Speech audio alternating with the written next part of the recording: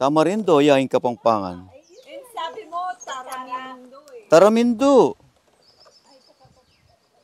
They are almost just the same. Nandito ako ngayon sa Puerto Rico and we'll see what can we show you. Kung ano mapapakita namin sa inyo. Katatapos lang namin manguha ng mangga at saka hinog na sampalok. Nakapaligid dito yung mga mangga, hindi naman nila kinukuha. Tingnan ninyo, nasa baba lang. Ito, mga mangga, hindi naman kinukuha. Nahuhulog lang sa puno, pero hindi nila kinukuha. Maayos pa, oh.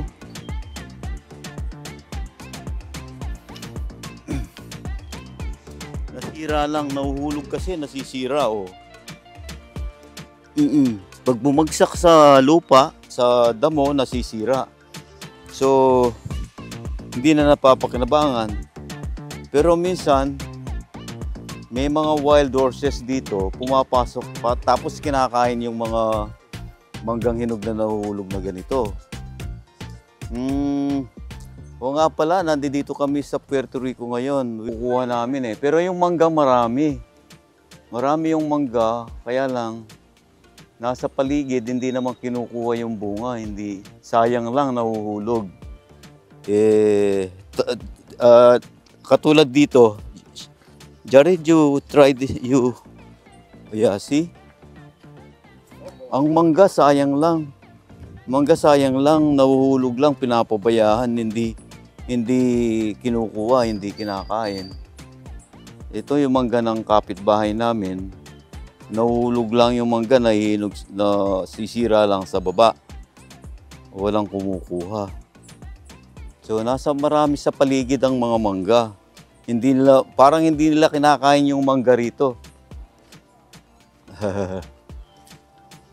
Nahuhulog lang. Ito. Hinog ba to? Ayan, oh, mangga. Ayos pa.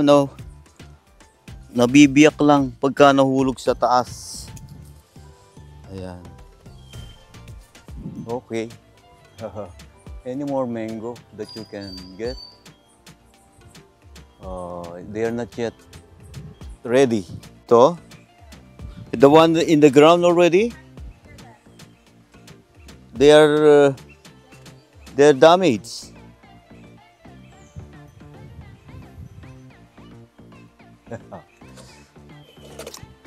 Wait. Let me get another one. Hi, Luna. We need Jared. We need Jared here.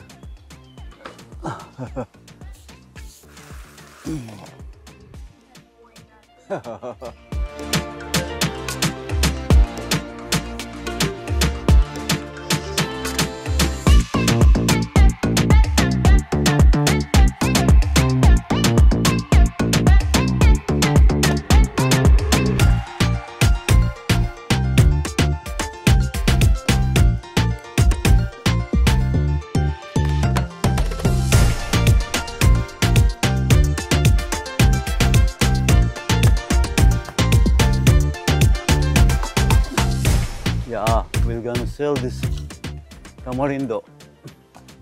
Maraming sampalok, tamarindo. Hindi pa ba tama yan?